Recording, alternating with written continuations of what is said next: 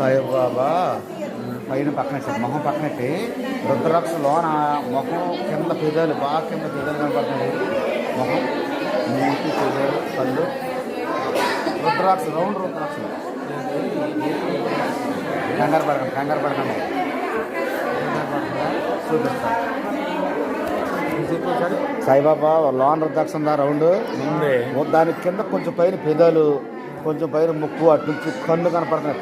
కరెక్ట్గా చూడండి మీరు కొంచెం బుర్ర పెట్టండి.